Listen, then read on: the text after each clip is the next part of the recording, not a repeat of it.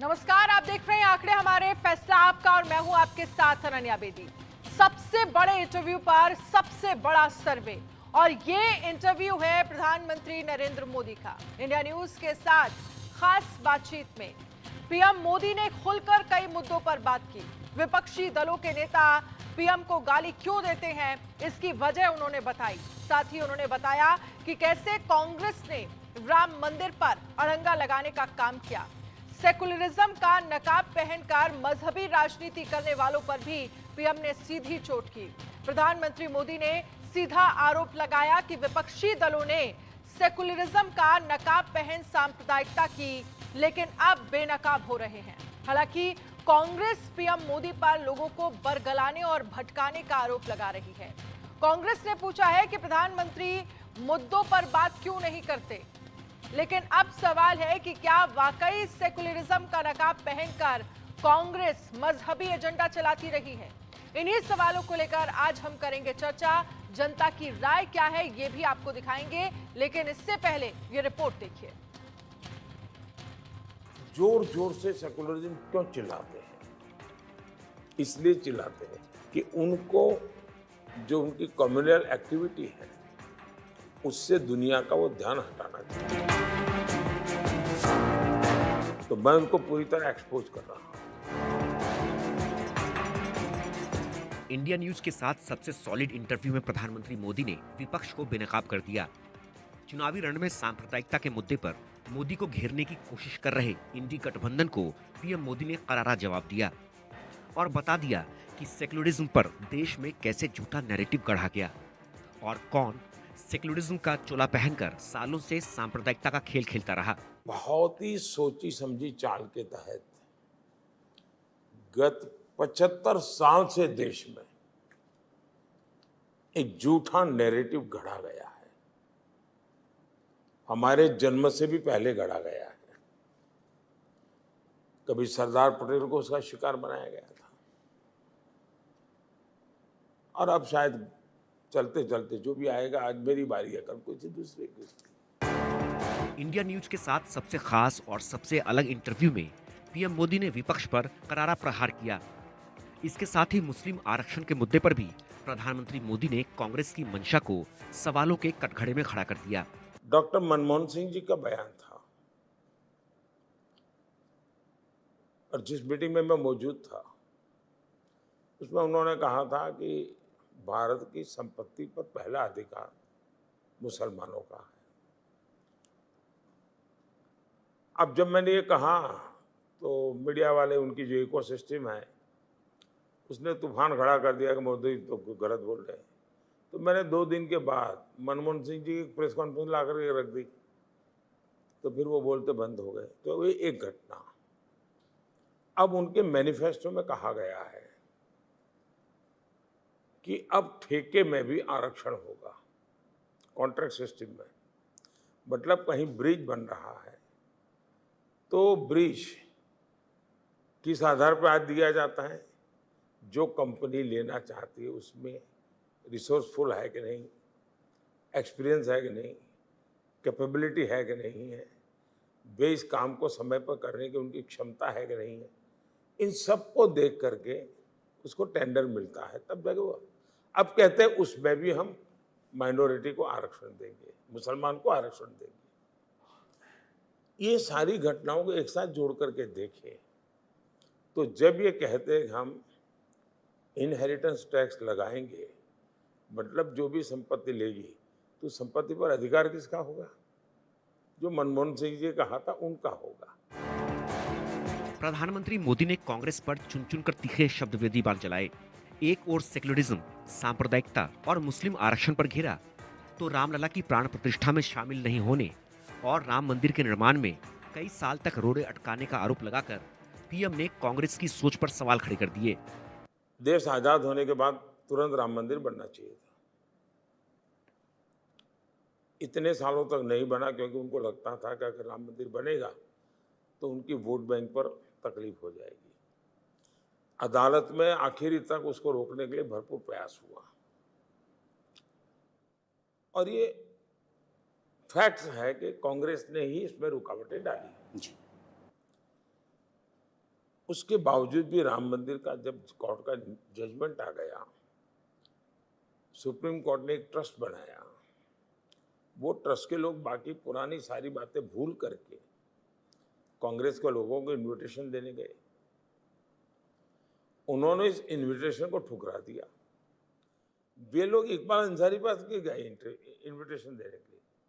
और मजा ये है कि जो जीवन भर बाबरी मस्जिद का केस लड़ा था, वो इकबाल अंसारी सुप्रीम कोर्ट के वर्डिक्ट का सम्मान करते हुए शिलान्यास में भी आए और उद्घाटन में भी आए।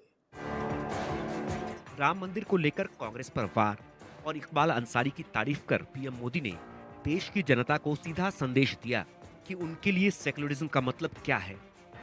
लेकिन अब सवाल है कि क्या वाकई विपक्ष ने सेक्युलरिज्म का नकाब पहनकर सांप्रदायिकता की, क्या वोट बैंक की वजह से कांग्रेस ने रामलला की प्राण प्रतिष्ठा का न्योता ठुकराया था? Bureau report, India news.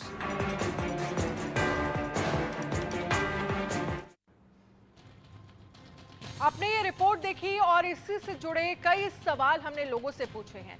पहला सवाल है कि क्या पीएम मोदी के लिए गाली वाली भाषा का विपक्ष को नुकसान होगा?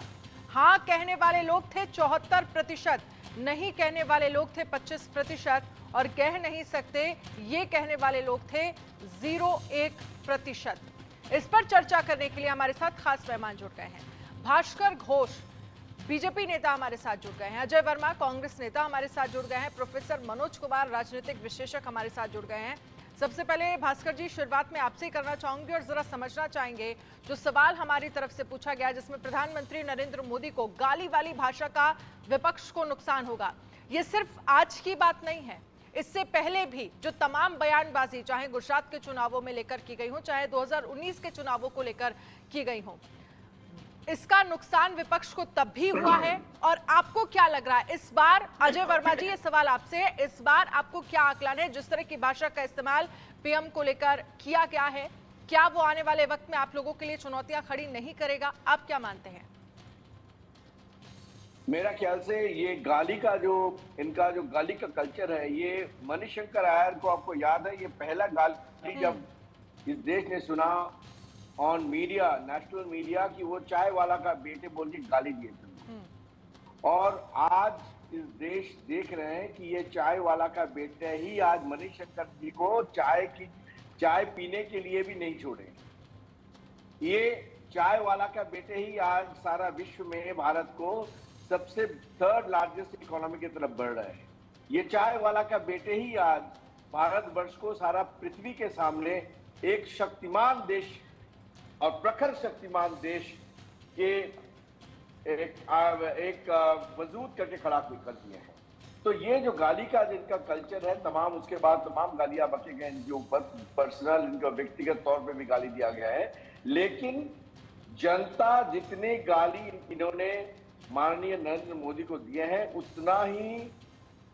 उतना ही जनता इनके ऊपर प्रकोप दिखा रही है और इसीलिए आज कांग्रेस 55 पे आकर खड़ी हो गई है। तो आज जनता देख रही है कि आप जिसको गाली दे रहे हैं वो जनता के हित के लिए 44x7 काम कर रहे हैं। 150 के ऊपर योजना, देश को 3rd लार्जेस्ट इकोनॉमी तक लेके जाना, हर इंडेक्स को वर्टिकल ग्रोथ होना, चाहे वो जीडीपी हो, चाहे वो एक्सपोर्ट टारगेट्स हो, चाहे वो आत्मनिर्भर हो, चाहे वो डिफेंस हो, चाहे इंफ्रास्ट्रक्चर हो, चाहे ये गरीब का मकान हो, चाहे कुछ भी हो। आज सारा विश्व में यही चर्चा है कि 10 साल के अंदर भारत कहां से कहां पहुंच गया है और उसके श्रेय नरेंद्र मोदी को जाते हैं।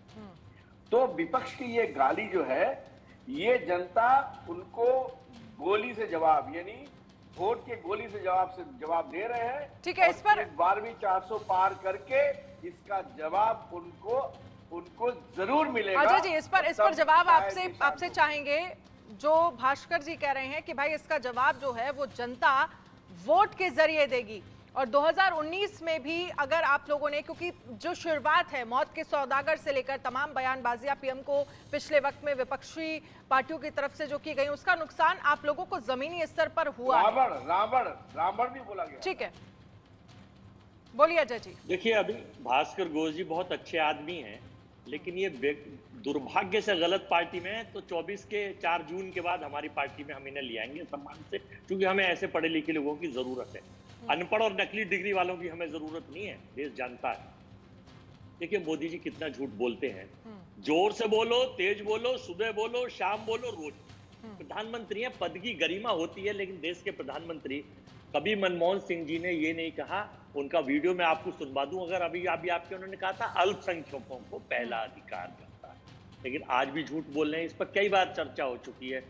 फिर प्रधानमंत्री जी मंगलसूत्र छीनने की बात करते हैं देश की महिलाओं की। वो आदमी क्या जाने जिसको मंगलसूत्र की वैल्यू नहीं पता हो। कभी कांग्रेस ने ऐसी बात नहीं कही, आज तो हद कर दी दिल्ली। लेकिन फिर पिछले वक्त में नुकसान तो आपकी पार्टियों को होता रहा है ना। चाहे आप पिछले चुनावों की बात कर लीजिए, चाहे फिर मल्लिकार्जुन खड़गे की तरफ से पीएम को लेकर जो बयानबाजी की जाती रही है पिछले वक्त में, उन सबका नुकसान आपकी पार्टियों को होता रहा है। मनोज जी, मैं आपके पास भी आऊंगी, लेकिन एक और सवाल हम ले लेते हैं। नहीं, बीच में आप सुन लीजिए, मुझको बोलना पड़ेगा। आपने मेरा टाइम ही नहीं लिया। अगर इस तरह से डिबेट करनी है तो सॉरी। नहीं अजय जी, ठीक है, आप अपनी बात रखिए। आपने 1 मिनट भी का समय नहीं दिया। चलिए अजय, बोलिए। मैं तो नेक्स्ट वाले में आपसे ही शुरुआत करना चाहती थी, नेक्स्ट वाले सवाल में। बोलिए। कार्तिकेय जी लोकप्रिय सांसद है, उनका चैनल है, सबका ध्यान रखता है। बिल्कुल हम भी अपनी डिबेट में जिन मेहमानों को बिठाते हैं उन सबको बराबर मौका देते हैं। बोलिए, अगला सवाल आपसे मैं बताना चाहता हूं, देश के प्रधानमंत्री जी ने जब भरी संसद में कहा 100 करोड़ की गर्लफ्रेंड, वो कांग्रेस की विधवा, वो जर्सी गाय, ओ दीदी, तो हिंदुस्तान की महिलाएं, और कहा कि ये रामायण के पात्र की हंसी, सुपर्णखा की हंसी संसद में। देश की पंचायत में जब वो महिलाओं को अपमानित करते हैं और बंगाल में जाके ममता दीदी को अपमानित करते हैं, दीदी ओ दीदी कर। अजय जी, इससे ज्यादा शर्मनाक बात है भाई। बीच में मैं आपके नहीं बोला था सर, प्लीज, मैं आपके नहीं बोला था। एक बार सुन लीजिए भास्कर जी, पहले सुन लीजिए अजय जी को। घोष साहब, तो शर्मनाक हरकतें देश की महिला और प्रिजन रेवन्ना पर देश की 70 करोड़ महिलाएं और बलात्कारिक मास रेपिस्ट, घोर बलात्कार, जिसके लिए कहा कि मोदी के हाथ मजबूत होंगे, प्रिजन रेवन्ना को जिताइए, बलात्कारी को जिताइए। तो इसका मतलब देश की सुरक्षा और सिक्योरिटी महिला समझ चुकी है कि यहाँ तो केवल बलात्कारियों को संरक्षण मिलता है, भ्रष्टाचारियों को संरक्षण मिलता है। इलेक्ट्रोल बॉन्ड से जितने लोगों ने भ्रष्टाचारियों को आपने दिया, उनको संरक्षण मिलता है। और आज तो हद हो गई है, घोटाला और खुला है। अडानी साहब ने जो कोला, जो इंडोनेशिया और मलेशिया से लाए थे, जो 28 रुपए डॉलर लाए थे, वो हिंदुस्तान की एक सरकारी कंपनी को 92 रुपए डॉलर पर मोदी जी के स्टे से गया है। तमिलनाडु के कंपनी को दिया। आज राहुल गांधी जी ने, जयराम रमेश जी ने, सुप्रिया श्रीदेवी ने, हमने ट्वीट किया, पूछा है। तो ये भ्रष्ट सरकार को लोग भगा रहे हैं। ये 400 चलिए ठीक है, कौन जा रहा है कौन आ रहा है, तो ये 4 जून को तय हो जाएगा सर, थोड़ा इंतजार कर लीजिए। अगले सवाल की तरफ हम आगे बढ़ लेते हैं।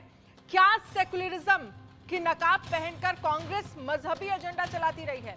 हाँ कहने वाले लोग हैं 63%, नहीं कहने वाले लोग हैं 28% और कह नहीं सकते ये कहने वाले लोग हैं 9%। इस पर आनंद जी, अजय जी, आप जल्दी से जवाब दीजिए, उसके बाद मनोज जी मैं आपके पास आऊंगी। मैं दे रहा हूं जवाब, मेरे से पूछ रही है ना? जी। देखिए, आपका चैनल बड़ा सम्मानीय चैनल है, लेकिन जो आपने सर्वे कराया है, इसका आपने मापदंड क्या रखा है, इसका आपने सैंपल साइज क्या रखा है, तो आप ही बेहतर जाने। क्या सैंपल साइज देहात में कराया, शहर में कराया या क्षेत्र में कराया, तो ये तो आप बेहतर जाने। लेकिन देश में जानते हैं कि 2014 के बाद देश में हिंदू मुस्लिम कब्रिस्तान, हिंदुस्तान, पाकिस्तान, नकाब और इसकी राजनीति के जनक देश की वर्तमान सरकार है। आज भी हर जगह तुष्टीकरण, मुस्लिम, पाकिस्तान, 100-200 हजारों बार पाकिस्तान का नाम, हजारों बार मुसलमानों का नाम, यही काम करते हैं। सबका साथ सबका विकास नहीं है इनका नारा। इनका नारा है सबका साथ सबका विनाश और बीजेपी का विकास।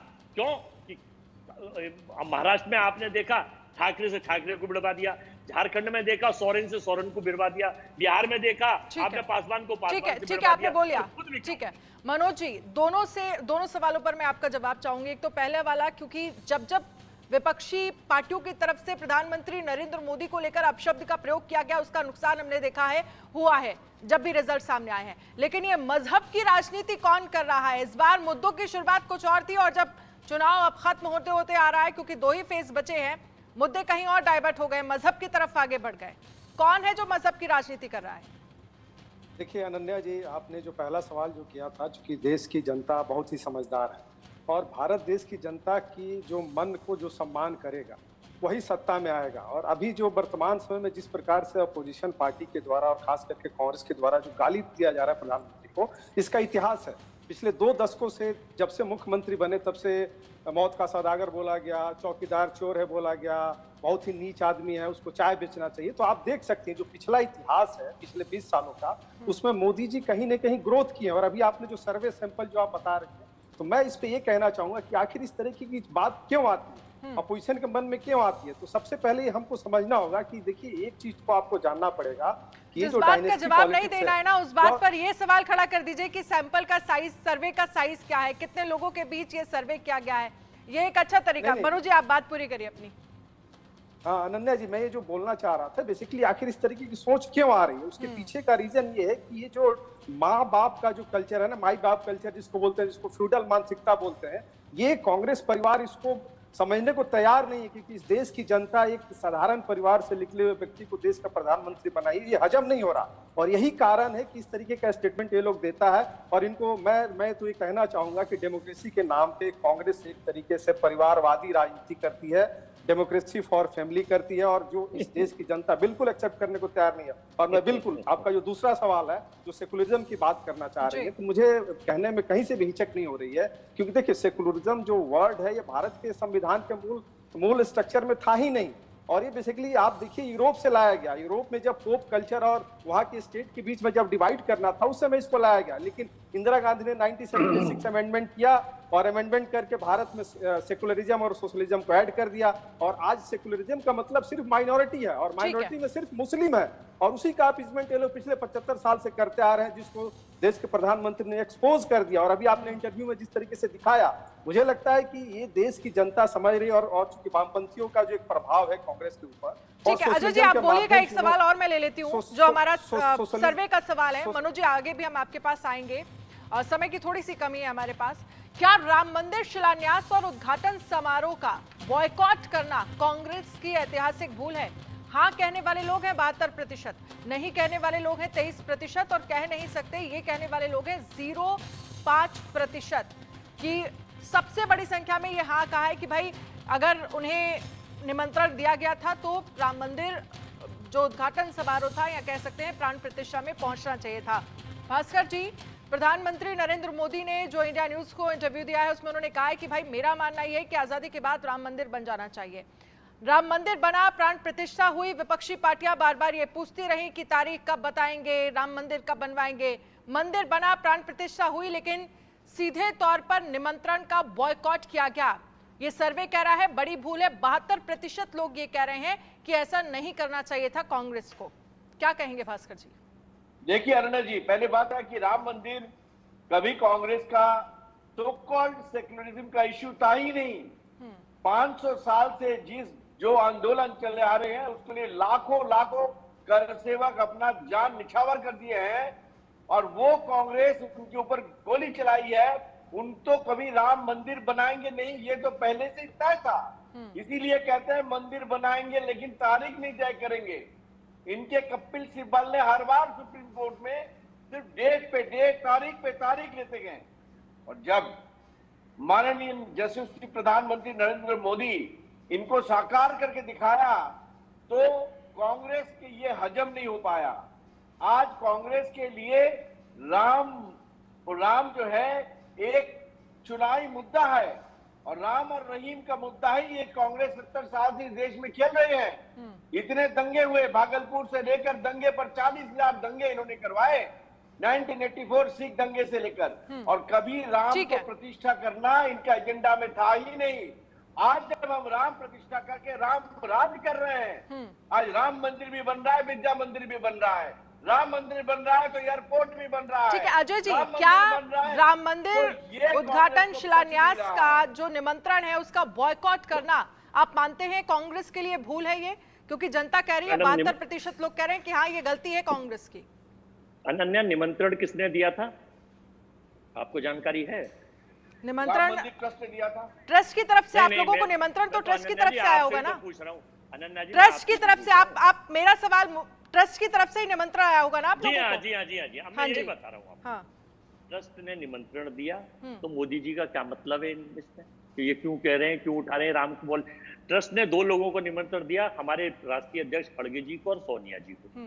उसके बाद भी हमारे अजय राय, अविनाश पांडे, उत्तर प्रदेश प्रभारी और कांग्रेस के सैकड़ों लोग हनुमानगढ़ी गए राम मंदिर के दर्शन कर रहे। राम तो कड़कड़ में मौजूद है, पॉलिटिसाइज ये लोग करते हैं। लेकिन मैं पूछना चाहता हूँ अनन्या जी कि लोग ट्रोल कर रहे हैं, पूछ रहे हैं कि प्रधानमंत्री के दत्तक पुत्र संबित पात्रा ने भगवान जगन्नाथ को, जो करोड़ों लोगों की आस्था के प्रतीक हैं, उनको कहा कि मोदी जी के भक्त हैं। मोदी जी कब माफी मांगेंगे देश से और उन आस्था जिन लोगों की भावना आहत हुई है, और कब संबित पात्रा को पार्टी से निकाल के बर्खास्त करेंगे? भगवान जगन्नाथ मोदी के जी, इस पर संबित पात्रा ने तो माफी मांग ली ना, लेकिन सवाल फिर वही आ जाता है कि कांग्रेस के बड़े नेता वहां क्यों नहीं पहुंचे? आप लोगों की तरफ से ये क्यों कहा गया कि हम साथ सम्मान इस निमंत्रण को अस्वीकार करते हैं? अब आप मेरी बात सुन लीजिए अजय जी, आप लोगों की तरफ से बाकायदा पहले बार बार ये पूछा जाता रहा कि मंदिर कब बनवाएंगे, तारीख नहीं बताएंगे, और फिर जब निमंत्रण पहुंचता है तो कांग्रेस कहती है कि भाई इस निमंत्रण को हम सम्मान पूर्वक अस्वीकार करते हैं।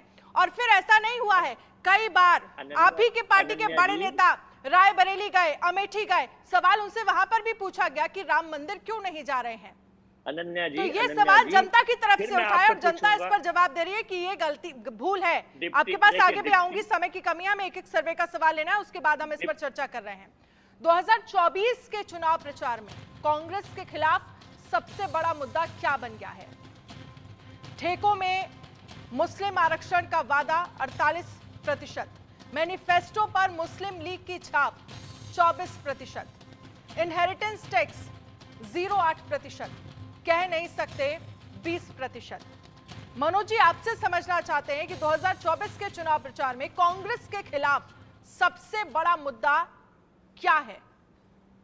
देखिए अनन्या जी, मुझे तो लगता है कि ये बीजेपी के प्रवक्ता भास्कर जी बता देंगे। बीजेपी प्रवक्ता 2 से क्यों पूछ रही हो? बेसिकली ठीक है, आप बार बार मुझे प्लीज इंटरप्ट मत करिए। आप अपने वक्त पर, जब आपका टर्न होगा तो प्लीज अजय जी आप अपनी बात रखिएगा। अभी मनोज जी से सवाल है, एक एक करके तो बात हम पूरी आगे बढ़ाएंगे ना। बोलिए मनोज जी। ये भी तो बीजेपी प्रवक्ता अनन्या जी, मुझे नहीं पता। अनन्या जी, चलिए ठीक है मनोज जी, आप बोलिए। जवाब मैं ये कहना चाहता हूं कि आज के डेट में कांग्रेस खुद एक मुद्दा है। क्योंकि अगर देखिए किसी भी सरकार की तुलनात्मक अध्ययन किया जाता है, मैं 75 साल की बात नहीं कर रहा हूँ, आप 2004 से 14 का कार्यकाल देख लीजिए मनमोहन सिंह जी का, और 2014 से 24 का कार्यकाल देख लीजिए। आप हर मुद्दे पे, चाहे आर्थिक नीति हो, सामाजिक नीति हो, विदेश नीति हो, या जो भी इंटरनल जो पॉलिसीज है, जिस तरीके से एक अंत्योदय का जो कंसेप्ट है जिसको दीनदयाल उपाध्याय जी ने दिया था कि एक अंतिम पायदान पर बैठे हुए व्यक्ति को कैसे हमें मेन स्ट्रीम में लाना है, आप सरकार की जितनी भी पॉलिसीज देखिएगा उसमें कहीं से कोई अपीसमेंट नहीं है, कहीं से कोई तुष्टिकरण नहीं है। इस आधार पे अगर आप देखिए मुद्दे की बात आप जब करती हैं, तो मुझे लगता है कि इस देश की जनता, जो 140 करोड़ की जो जनता है, वो आज के डेट में हर सरकार से एक्सपेक्ट करती है कि हमारे लिए क्या कर रही है। लेकिन आज आप देख सकते हैं कि 10 सालों में आज हम 5वीं अर्थव्यवस्था से 3री अर्थव्यवस्था बन गए हैं। आप विश्व में देख सकते हैं कि आपकी क्या अभी बने नहीं है, अभी आप बने नहीं है, क्योंकि आधिकारिक आंकड़ा नहीं है। झूठ आप भी बोल रहे हैं, क्योंकि भाजपा का मुखौटा चेहरा पहने बैठे। अजय जी, अभी नहीं बने। आपसे रिक्वेस्ट है, अजय जी, सच के सुनने का आदत डालिए। अजय जी, सच को सुनने का आदत डालिए। अरे झूठ बोलना बंद करिए भैया, सुनने का आदत डालिए। झूठ बोलना बंद करिए। ठीक है आधिकारिक आंकड़ा है। सबसे अजय जी आप सुन लीजिए प्लीज, आप सुन लीजिए। केवल झूठ बोल के जनता को विरोध मत करिए। जनता सब जानती है जब प्रधानमंत्री झूठ बोलते हैं तो आपकी तो कोई हैसियत ही नहीं। वो फोर्स घोटाला राजीव गांधी के समय में आया, और सोनिया जी कोर्ट में साफ कर दिया था। ठीक है, चलिए हम अपने सर्वे में आगे बढ़ रहे हैं। 10 साल में आपको एक भी कोई स्कैंडल आपको देखने को नहीं मिल सकता है। तो मुझे अभी बताता हूं कितने स्कैंडल हैं। ठीक है अजय जी, आप बोलिएगा, लेकिन थोड़ा एक सर्वे का एक सवाल ले लेते हैं, उस पर हम चर्चा करेंगे आगे, और इसी चर्चा को ऐसे आगे बढ़ाएंगे। 80 करोड़ गरीब परिवारों के लिए पीएम मोदी ने मुफ्त राशन योजना 5 साल के लिए बढ़ा दी। आपकी राय, ये फैसला सही फैसला है? 75% लोग कह रहे हैं कि सही फैसला है। गलत फैसला कहने वाले लोग हैं 15%। योजना पर रोक लगे, ये 10% लोगों की तरफ से कहा जा रहा है। अजय जी, जो सवाल है जिसमें ये कहा जा रहा है कि भाई 80 करोड़ गरीब परिवारों के लिए मोदी ने मुफ्त राशन योजना जो है वो 5 साल के लिए बढ़ा दी है, इस फैसले का लोग स्वागत कर रहे हैं। 75% लोग कह रहे हैं भाई ये अच्छी बात है और ये होना चाहिए। मैडम देखिए, ये जो राइट टू फूड्स का अधिकार कांग्रेस पार्टी ने दिया था, लेकिन मोदी जी ने वादा करा था कि हम नौकरी 2 करोड़ देंगे। 80 करोड़ लोगों को 5 किलो अनाज का वादा नहीं करा था। केवल ये काम हिटलर भी करता था। हिटलर का प्रचार मंत्री था जोसेफ गोबाल, उसका काम ये था कि देश की ज्यादा सुन लो भैया, पहले देश की ज्यादा जनता को 5 किलो अनाज या छोटी चीजों पे अटका दो और 4 लोगों के हाथों में देश की बागडोर सौंप दो, क्योंकि उन 4 पे कंट्रोल करना बहुत जरूरी है। तो इसका जवाब तो ये है कि लोगों ने व्यापार और नौकरी मांगी थी, मरना नहीं मांगा था। और ये 5 किलो अनाज पे जो आश्रित कर दिया, इसकी संख्या अब 1 करोड़ होने वाली है, क्योंकि चाहती है देश की सरकार ये। अब मैं दूसरी भ्रष्टाचार की बात बता रहा हूं आपको। भ्रष्टाचार के घोटाले अगर सुनना चाहते हैं आप, सरकार कितनी भ्रष्टाचार, कितनी स्वच्छ है, से क्यों भटक रहे हैं? मुद्दे पे बात ठीक है, करिए ना। ठीक है, आप भ्रष्टाचार के मुद्दे पर बाद में बात करेंगे। भास्कर जी, आप जवाब दीजिए अजय जी की बात का। अन्ना जी, ये अजय वर्मा जी जो है, ये बहुत चतुर खिलाड़ी है। और न्यूज मीडिया में ये नहीं बोलते हैं जैसे कि इकबाल अंसारी राम मंदिर उद्घाटन में भी गए थे, लेकिन राहुल गांधी, सोनिया गांधी नहीं जा सकते। वैसे ही ये नहीं कहते हैं कि 25 करोड़ जनता को प्रॉपर्टी लेवल से ऊपर लाया गया है, जो प्रधानमंत्री ने अपना इंटरव्यू में भी कहा है। तो आज 25 करोड़ जनता को जो प्रॉपर्टी से बाहर निकाला गया है, इसका जिक्र वो नहीं करते हैं। ये भ्रष्टाचार के मुद्दे पे ले जाते हैं, फिर उसके बाद वो कश्मीर ले जाते हैं, उसके बाद मणिपुर ले जाते हैं। भास्कर जी, माफ कर दिया जनता का कि 1,46,000 रुपए प्रति व्यक्ति बच्चे के ऊपर कर्ज हो गया। 16,00,000 करोड़ रुपए जनता का माफ कर दिया आपने। ठीक है, अगले सवाल की तरफ हम आगे बढ़ते हैं। कितने घोटाले, अडानी का कोल घोटाला जो 12,000 करोड़ का आज। अरे अजय जी, हम चर्चा घोटालों पर नहीं कर रहे हैं, हम सवाल के सर्वे पर आपसे जवाब मांग रहे हैं। अगला सवाल अगर हम देखें तो पीएम मोदी कहते हैं कि कल्याणकारी योजनाओं का फायदा बिना भेदभाव के सभी को मिला है। 100% टारगेट ही असली सेकुलरिज्म है। आपकी राय इस पर क्या थी लोगों की? सभी को इसका लाभ मिला है, 74% लोग कह रहे हैं। मुसलमानों में भरोसा बढ़ा है, ये 5% लोगों ने कहा है। तुष्टीकरण की नीति को झटका लगा है, ये 0.7% लोगों ने कहा है। कह नहीं सकते, ये 14% लोगों की तरफ से कहा गया है। इस पर मनोज जी, क्योंकि प्रधानमंत्री नरेंद्र मोदी की तरफ से ये कहा गया कि जो तमाम 10 सालों में कल्याणकारी योजनाएं चलाई गई हैं, उसका सभी को लाभ मिला है, सभी को लाभ मिला भी है। जमीनी स्तर पर इसका रिजल्ट भी सामने निकलता है। 74% लोग ये बाकायदा कह रहे हैं कि हाँ भाई, इसको ये किसी पर्टिकुलर किसी समुदाय या किसी वर्ग विशेष के लिए नहीं, सभी को इन योजनाओं का लाभ मिला है। भाजपा के मुखौटे चेहरे सेल कंपनी के रूप में बैठे हुए हैं बीजेपी प्रवक्ता टू। ये राजनीतिक अजय जी, केवल आपको हर सवाल पर बराबर मौका मिल रहा है। आप अपने सवाल पर जवाब देंगे या फिर आप किसी और का नाम जब लिया जाएगा उसके बाद आप जवाब देंगे? अजय जी, आप वरिष्ठ हैं, मुझे लगता है कि अगर मुझे मेरी बातों से आपको लगता है तो मुझे आप काउंटर अपने पारी में कीजिए, मुझे बोलने में डिस्टर्ब मत कीजिए। This is not the decorum of media. Ananya ji, आपका जो सवाल है, लेकिन आप कभी मैं ये कहना चाहूंगा सबसे पहली बात ये कहना चाहूंगा कि देखिए, मोदी जी का जो नारा है सबका अजय जी, जब रेवन्ना रेड्डी पर चर्चा करेंगे आपको बुलाएंगे, आप उस वक्त बात रखिएगा। अभी जिन मुद्दों पर चर्चा हो रही है, क्योंकि आप ही की तरफ से कहा जाता है कि कल्याणकारी योजनाओं का लाभ इस पक्ष को नहीं मिला, उस समुदाय को नहीं मिला, तो 75-74% लोग ये कह रहे हैं कि सभी को कल्याणकारी जो योजनाएं चलाई गई हैं, जो भी स्कीम्स चलाई गई हैं वेलफेयर की, उनका लाभ लोगों को मिला है। बोलिए मनोज जी। बिल्कुल अनन्या जी, इस योजना पे जाने से पहले आप याद कीजिए, एफसीआई के गोदाम में यूपीए की सरकार में पहले अनाज सड़ जाते थे और ये सड़ाया जाता था, समंदर में फेंका जाता था, और बाद में शरद पवार की कंपनी बियर और वाइन बनाती थी। लेकिन आज उसी को मोदी सरकार ने जिस प्रकार से 80 करोड़ लोगों की जनता के पास जो पहुंचाया है, और आप खुद बोल रहे हैं कि जो आप जो सर्वे जो आपके पास प्रदेश में कई हजार करोड़ का गेहूं का घोटाला था, मैं आपको भेज दूं डाटा, पहुंचेगा नहीं तब तक नहीं बोलेंगे, रिपोर्ट आ सकती है। और मैं आपको बिल्कुल कहना चाहता हूँ कि सरकार ने योजना में कहीं से तुष्टिकरण नहीं किया, किसी भी मामले में नहीं किया। आप अगर चाहे शौचालय का योजना देख लीजिए, आवास का देख लीजिए, हेल्थ कार्ड का देख लीजिए, उज्ज्वला गैस का देख लीजिए, देख लीजिए। मुझे लगता है, ठीक है, माफ कीजिएगा, समय की कमी है मेरे पास। बहुत बहुत शुक्रिया आप सभी खास मेहमानों का हमारे साथ इस चर्चा में शामिल होने